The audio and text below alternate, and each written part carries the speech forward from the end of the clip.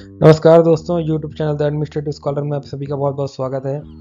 तो जैसा आप सभी को ज्ञात है कि पिछले लेक्चर में हम लोगों ने सिविल सर्विसेज क्या है और भारत में कौन कौन सी सिविल सेवाएं विद्यमान है उसके बारे में हम लोगों ने समझने का प्रयास किया था, और इसी क्रम में हम लोगों ने all India services, Akhil Bharatiya सेवा और सेंट्रल सिविल सर्विसेज के बारे में हम लोगों ने विस्तार से चर्चा की थी।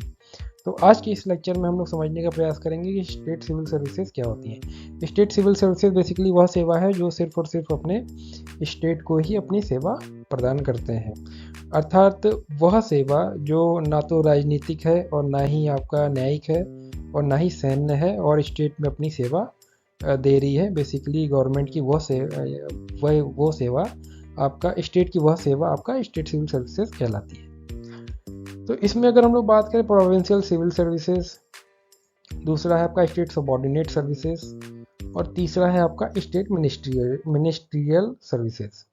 सबसे पहले अगर हम लोग प्रोविंशियल सिविल सर्विसेज की बात करें, जिसको हम लोग पीसीएस के रूप में भी जानते हैं, तो स्टेट आपका provincial civil services and state subordinate services के नाम पर लगभग जो भी स्टेट होते हैं वो अपने यहाँ ये एग्ज़ाम करवाते हैं। कभी कभी नियमित रूप से भी करवाते हैं और कभी कभी कुछ सालों के अंतराल पे भी इस एग्ज़ाम को करवाते हैं। उसका नाम क्या होता है? PCS and state subordinate services exam.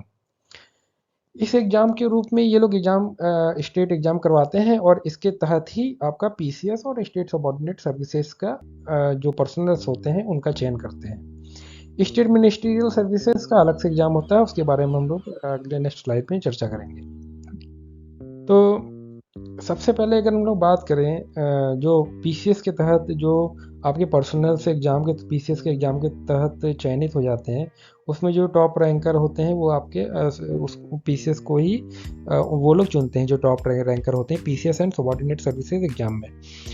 जब कोई आपका जो पीसीएस ऑफिसर होता है वो आपका जब ट्रेनिंग के बाद वो अपनी सेवा देना स्टार्ट करता है तो वो आपका एसडीएम के रूप में करता है, सब डिविजनल मजिस्ट्रेट के रूप में करता है। उसके बाद वो सिटी मजिस्ट्रेट बनता है, उसके बाद वो एडिशनल डिस्ट्रिक्ट मजिस्ट्रेट बनता है, उसके बाद चीफ डेवलपमेंट ऑफिसर बनता है, उसके बाद वो डिस्ट्रिक्ट मजिस्ट्रेट बनता है, उसके बाद वो डिविजनल कमिश्नर बनता है। मेनली अगर कोई पीसीएस ऑफिसर मतलब अगर कोई एस्पिरेंट कम उम्र में पीसीएस ऑफिसर बन जाता है 24 साल 25 साल में, तो मेनली हम लोग ये देखते हैं कि वो एसडीएम से डिविजनल कमिश्नर तक पहुंच जाता है। और डिविजनल कमिश्नर मेरे ख्याल से जो हाईएस्ट रैंक तक पीसीएस के ऑफिसर मेनली पहुंच जाते हैं जो कम उम्र में 23 साल 24 साल में पीसीएस ऑफिसर बन जाते हैं। तो यहाँ पे हम लोगों ने ये देखा कि एसडीएम के बाद सिटी मजिस्ट्रेट, मजिस्ट्रेट के बाद एडीएम, एडीएम के बाद सीडीओ, सीडीओ के बाद आपका डिस्ट्रिक्ट मजिस्ट्रेट और डिविजनल कमिश्नर तक आपका पीसीएस ऑफिसर जाते हैं। तो ये था आपका प्रोविंशियल सिविल सर्विसेज। उसके बाद स्टेट सबऑर्डिनेट सर्विसेज की बात करें तो स्टेट सबऑर्डिनेट सर्विसेज में आपका आता है provincial police services. Provincial civil PPS basic provincial police services basically PPS होता है। जिस प्रकार से सेंट्रल में आईपीएस होता है उसी प्रकार से आपका स्टेट में पीसीएस होता है। जिस प्रकार से सेंट्रल में आईएएस होता है उसी प्रकार से आपका स्टेट में पीसीएस होता है। तो जो पीसीएस के ऑफिसर होते हैं वो आपका जो चयन होके आते हैं वो स्टार्टिंग में आपका डीएसपी, फिर वो एएसपी, एएसपी के बाद एसपी और एसएसपी, एसपी के बाद एसएसपी, और जो कुछ कम उम्र में आपका पीपीएस ऑफिसर बन जाते हैं वो डीआईजी तक भी हम जाते हैं।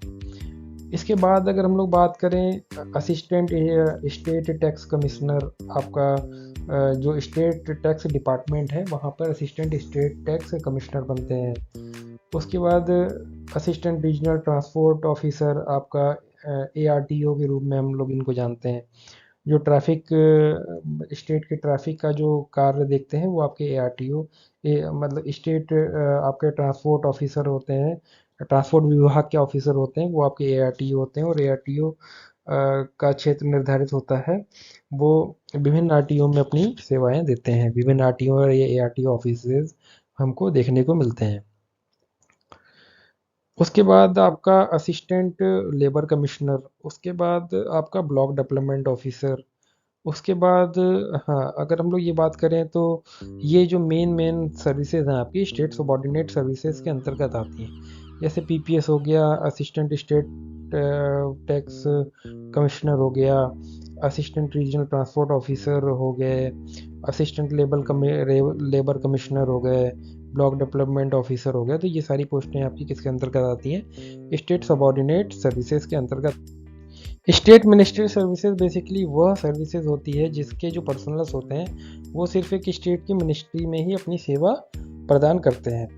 अगर हम लोग स्टेट के जो पब्लिक सर्विस कमीशंस होते हैं, अगर हम लोग उसकी बात करें तो रिव्यू ऑफिसर और असिस्टेंट रिव्यू ऑफिसर के नाम पर नियमित समय पर और कुछ वर्षों के अंतराल पर भी इसका एग्ज़ाम जो स्टेट पीएससीज होती हैं, पब्लिक सर्विस कमीशंस होते हैं, वो करवाते हैं।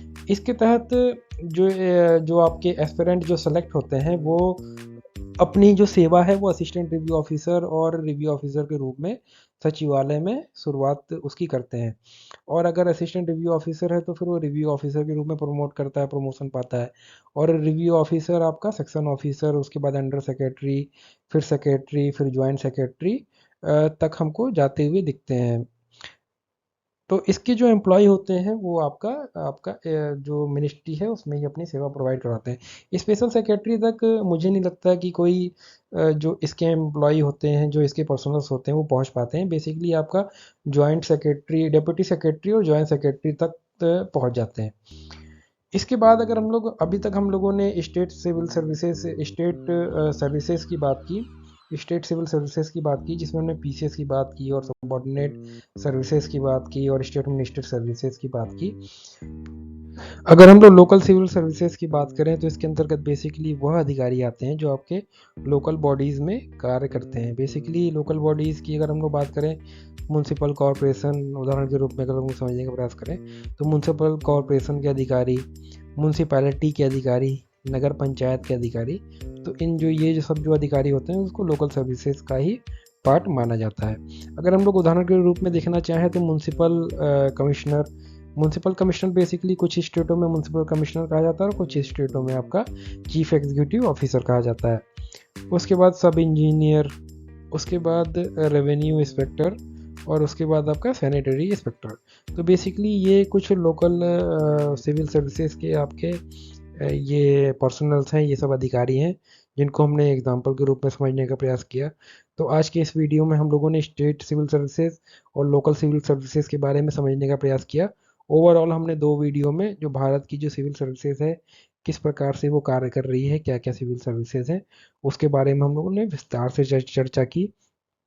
और नेक्स्ट वीडियो में भी हम लोग इसी तरीके के इंफॉर्मेटिव जानकारी डिस्कस करते रहेंगे।